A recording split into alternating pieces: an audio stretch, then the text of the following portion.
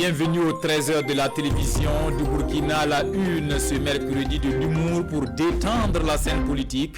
Alors que la campagne électorale est à son dernier virage, c'est la trouvaille de la CENI, une soirée humoristique dénommée la conférence des leaders politiques, un fair-play politique par du rire, vecteur de la cohésion sociale. Vous entendrez également dans ce journal le cri de cœur des acteurs du tourisme depuis les pics du Saint-Louis et les dômes de Fébé-Doubourg, sans visiteurs, coronavirus et crise sécuritaire faisant, pas d'économie touristique, donc difficile pour les guides de joindre les deux bouts. Témoignage dans un instant. À l'international, plus de 30 000 réfugiés éthiopiens au Soudan en une semaine. Des milliers de femmes et d'enfants fuient au quotidien les conflits du Tigré pour prendre le chemin du calvaire. Voilà pour le sommaire. Mesdames et messieurs, merci de nous suivre. Pour des élections apaisées, la CENI appelle les candidats, leurs militants et les observateurs à s'abreuver à la source de nos valeurs cardinales à travers une soirée humoristique dénommée Conférence des leaders politiques, du rire pour promouvoir la cohésion sociale ici au Faso. Explication de Daouda Ouattara et Amadou Marcelto. De l'humour pour des élections apaisées. Une démarche de la Commission électorale nationale indépendante CENI en vue de présenter les valeurs sociales burkinabais aux observateurs internationaux venus pour les élections. C'est une cérémonie pour accueillir nos hôtes de marque, les observateurs et les amis qui sont venus pour nous accompagner dans le cadre de cette élection. Évidemment, notre façon de leur montrer que le Burkina Faso est encore le Burkina Faso, malgré les difficultés, c'était cette récréation avec cette belle troupe sous l'égide de Auguste Tapalinfo qui nous a montré donc une très belle pièce autour des élections apaisées et de la cohésion sociale. Une vertu que les acteurs de la troupe Votez pour moi prônent sur chaque scène. Pour eux, la promotion de la paix doit être l'affaire de tout Burkinabé. Si le Burkina va bien aujourd'hui, c'est dans nous tous notre intérêt. Si ça ne va pas bien, on va tous chercher à tracer. Donc cherchons à ce que tout aille bien, la cohésion, l'entente pour dire qu'après, la politique, ce n'est pas la guerre. La troupe donne rendez-vous aux spectateurs le vendredi 20 novembre prochain au Jardin de la musique Rimdogo pour une grande soirée des élections avec des humoristes nationaux et internationaux. Ah oui, j'ai compris. Vous savez, quand j'étais aussi... On parle toujours élection, cette fois avec la coalition des organisations de la société civile qui vient de créer sa plateforme dénommée Veille citoyenne. Il s'agit d'un nouveau site de surveillance et d'analyse des discours politiques. Gira Somé, Amadou Marcelto. Veille citoyenne est la nouvelle plateforme créée pour suivre de près les déclarations politiques, analyser et veiller à ce que les candidats s'engagent à tenir leurs promesses. L'initiative émane d'une trentaine d'organisations de la société civile qui œuvrent dans les domaines de la vie sociale, politique et économique. Nous avons des compatriotes qui sont hors du Burkina. Nous avons ceux qui sont hors aussi de la grande ville, telles que la capitale Bobo et autres, donc qui ont besoin aussi d'avoir l'information et de pouvoir suivre. Et la plateforme nous donne cette occasion. À tout moment, celui qui veut de l'information peut aller regarder pour avoir les éléments d'information sur cette campagne-là qui s'inscrit à l'occasion de l'élection présidentielle de novembre 2020. Pour mener à bien cette lutte contre les inégalités, une étude établie sur 10 points a été menée sur 9 candidats qui marquent leur adhésion à la lutte contre les inégalités avec « Je vote pour la réduction des inégalités » comme slogan.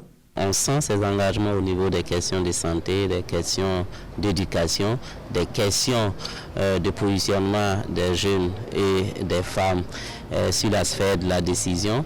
Mais sur beaucoup plus d'autres questions, les candidats sont restés un peu vagues. En rappel, cette coalition est portée par 4 ORC que sont Secrétariat permanent des organisations non gouvernementales, l'Association des femmes juristes du Burkina Faso, le Balai citoyen et Confédération paysanne du Faso. Vous les savez, les archives sont nos repères. Ceux qui sont commis à la tâche sont donc soumis au respect du secret professionnel.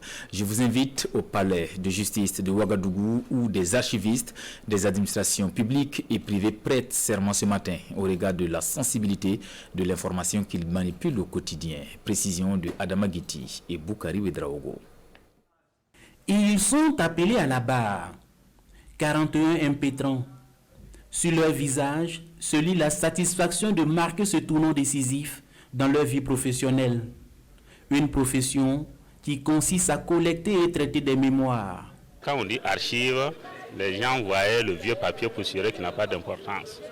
Or, quand on dit archive, c'est tout document, quel que soit la date, la forme, le support, le lieu de conservation, produit ou reçu par tout service ou organisme public ou privé dans l'exercice de leurs activités. Devant ces hommes en robe noire, ces gardiens de la mémoire ont pris l'engagement de mettre en avant la conscience professionnelle. C'est justement ce pourquoi, après les réquisitions du procureur, la main levée vers le ciel, ils ont sacrifié à la tradition. Je le jure. Sawadogo Amidou. Je le jure. Zongo François. Je le jure. Un engagement qui se poursuivra même après cessation de service. L'enjeu est donc grand et ces hommes en sont conscients. Voilà pourquoi ils affichent la volonté de respecter la déontologie, mais surtout de travailler selon la loi. C'est un acte vraiment fondamental qu'on vient d'accomplir. Ça vient quand même fermer un vide qui date depuis les années 1976, puisque c'est depuis lors qu'il y a eu des tests quand même réglementaires en la matière. Ces archivistes repartent en mesurant la lourdeur de l'engagement, mais le plus important pour eux reste la noblesse de la fonction. Quel bilan de réforme entamé par l'UEMOA, l'organisation sous-régionale, passe en revue ses actions pour le compte du Burkina. Les acteurs se réjouissent des projets et programmes communautaires mis en œuvre malgré la pandémie du Covid-19 et la crise sécuritaire. Explication de Issa Kafando et Maïmouna Traoré. Les acteurs de la mise en œuvre des réformes politiques, programmes et projets communautaires de l'UEMOA au Burkina Faso réunis ici pour faire le bilan des activités. Les travaux de la revue réalisés en 2019 ont fait ressortir une variation négative de transposition et d'application des réformes communautaires avec une baisse de 0,41 points de pourcentage par rapport à 2018. Pour l'édition 2020, il y a des motifs de satisfaction malgré les contraintes liées à l'insécurité et au Covid-19 qui ont entravé la réalisation de certaines activités. Le Burkina Faso a toujours été un bon élève en matière d'intégration et nous encourageons le Burkina Faso à poursuivre cet effort. Et nous savons que malgré la situation difficile, à travers notamment l'insécurité qui est même au niveau régional et la pandémie de la Covid, l'effort est maintenu. Les résultats concrets, nous les aurons dans 3 jours.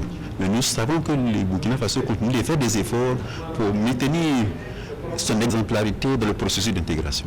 Les échanges au cours de cette rencontre permettront d'identifier les difficultés qui affectent la bonne exécution des chantiers communautaires et de proposer des solutions pour améliorer le niveau et la qualité de leur mise en œuvre. Les difficultés de la mise en œuvre des réformes sont d'abord des difficultés financières. Mais le plus important, c'est la volonté politique qui existe. Les travaux seront sanctionnés par un mémorandum qui sera soumis à l'examen des ministres à l'occasion de leur rencontre. Les conclusions de ce mémorandum seront par la suite portées à l'attention du Premier ministre avant d'être soumis au chef d'État et de gouvernement de l'UEMOA. Autre point de l'actualité, 2020 n'a pas du tout souri aux acteurs du tourisme. Crise sécuritaire et sanitaire pointée du doigt. Dans la région des Cascades, jadis une destination privilégiée, les touristes se font désirer. Les pics de Sendou et les dômes de Fébédougou, qui enregistraient en moyenne 3000 visiteurs par mois, comptent désormais moins de 100 touristes par mois. Une période de vache maigre pour les guides touristiques. Et Souleymane Sanou et Ibrahim Sanou. Reportage. Située dans la région des Cascades, Sendou est une commune touristique. Elle est célèbre à cause de ses chaînes de montagnes qui se présentent sous forme de pics. Ici, la beauté de la nature se fait découvrir.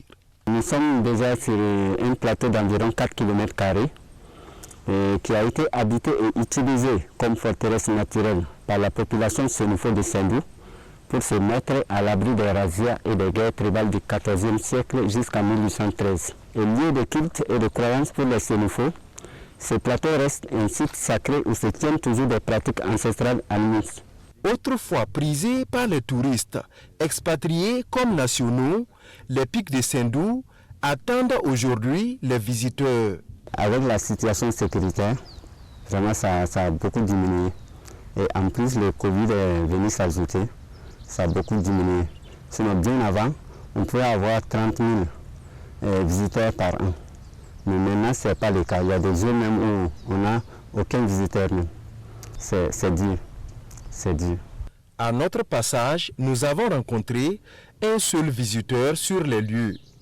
Comme je suis en congé, j'ai profité de faire un tour ici. Je vois que le paysage est beau. J'ai bien aimé, j'ai fait à peu près tout le tour. En tout cas, je ne regrette pas. Voilà, je ne regrette pas d'être venu. En avril 2019, le site a reçu 1830 visiteurs contre 28 en mai 2020.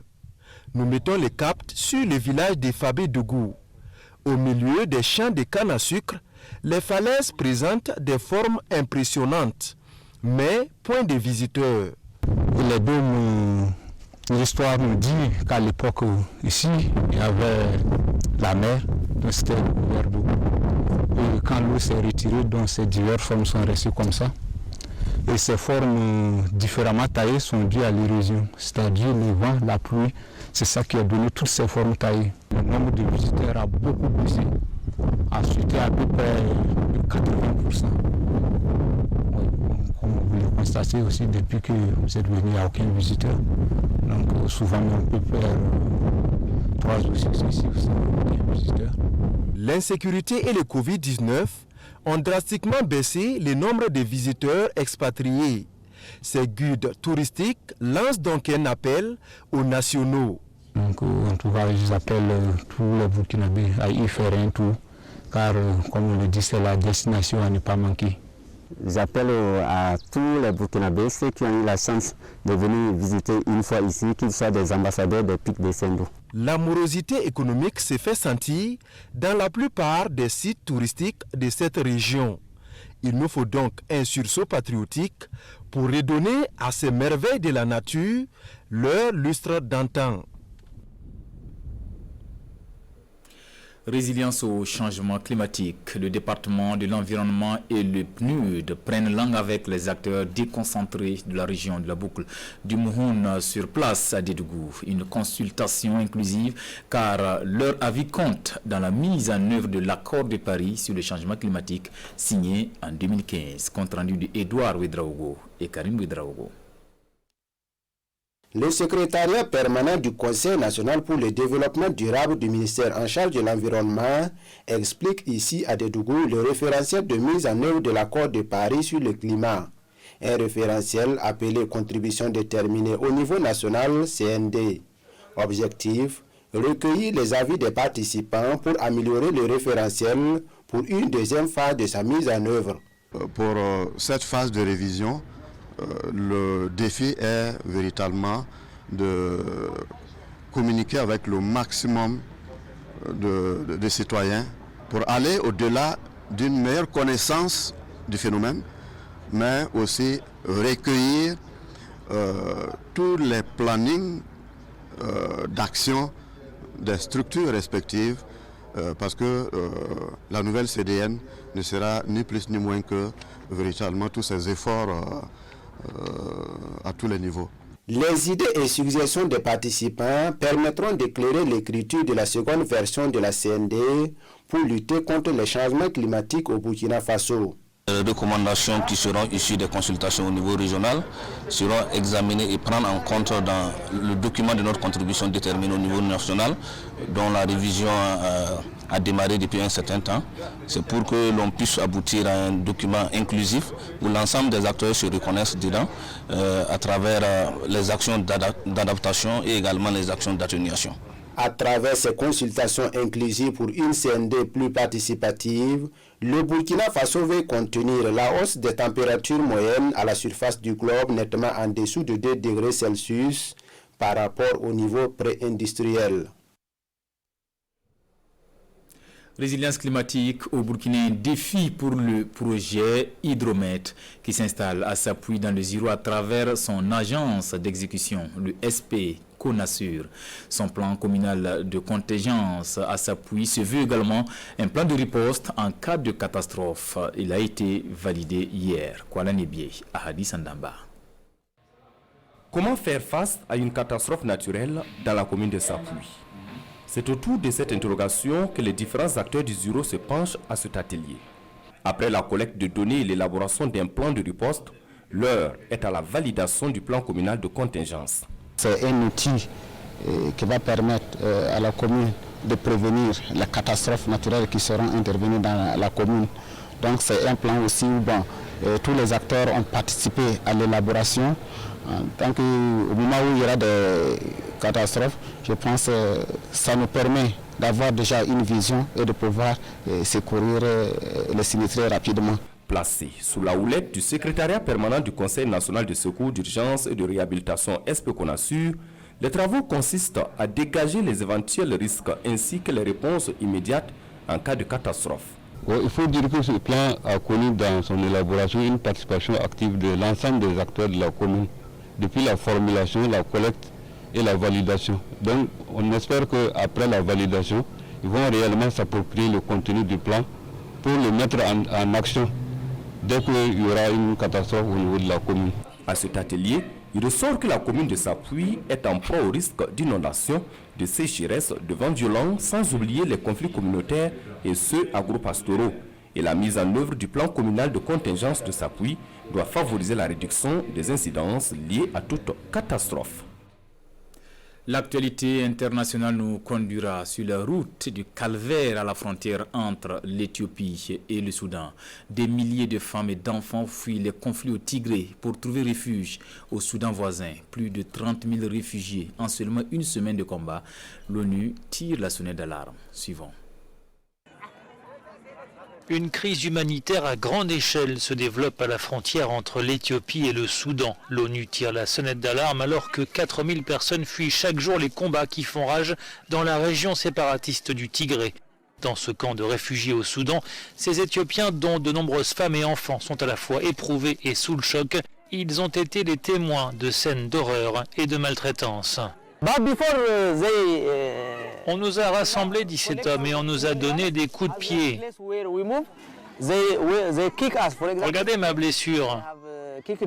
Ils ont aussi essayé de me tirer dessus. Depuis près de 2 semaines, l'armée éthiopienne mène une offensive sur la région instable du Tigré au nord du pays pour y déloger les rebelles séparatistes. En une semaine, près de 30 000 personnes ont fui les combats. Le manque d'électricité, de télécommunications et d'essence complique la réponse humanitaire. Revue de presse pour refermer cette édition à lire à la une. Le regard du monde syndical sur le déroulement de la campagne électorale, des promesses démagogiques des politiciens, note l'UAS dans les parutions du jour. Lecture croisée des journaux avec Amadou Marcelto. Campagne électorale au Burkina, des syndicats dénoncent une débauche de moyens financiers et matériels dans le journal Le Pays. Pour Bassolma Bazi et ses camarades, les populations en cette période électorale sont traitées comme du bétail électoral. Et au journal Le Quotidien, sur des propos du secrétaire général de la CGTB, d'ajouter que les préoccupations essentielles du peuple sont ignorées dans les discours politiques, donnant naissance à des promesses démagogiques les unes que les autres. Du coup, les travailleurs doivent se convaincre qu'ils ne peuvent rien attendre de ces élections, soutient Bassolma Bazié, toujours dans les colonnes du quotidien. Conquête de l'électorat, la CGTB met en garde les vendeurs d'illusions, Martel Sidoya. Pour le journal de tous les Burkinabés, la coalition syndicale invite les uns et les autres à privilégier l'intérêt supérieur de la nation et surtout aux politiciens l'arrêt de la gabégie en ces temps de campagne au profit de l'intérêt des populations. Les syndicats sont donc appelés à former un seul front, écrit l'Observateur Palga. Un front contre la baisse du pouvoir d'achat et pour les libertés et beaucoup plus, une invite au monde syndical à une large unité pour contrer les menaces qui pèsent sur les droits et acquis des travailleurs, mentionne l'Obs. En tout cas, il n'y aura pas de répit pour le prochain président du Faso, précise le journal Le Quotidien. Après la fiction des promesses électorales, le président élu devra vite revenir sur terre et affronter au sens propre du terme les dures réalités du Burkina.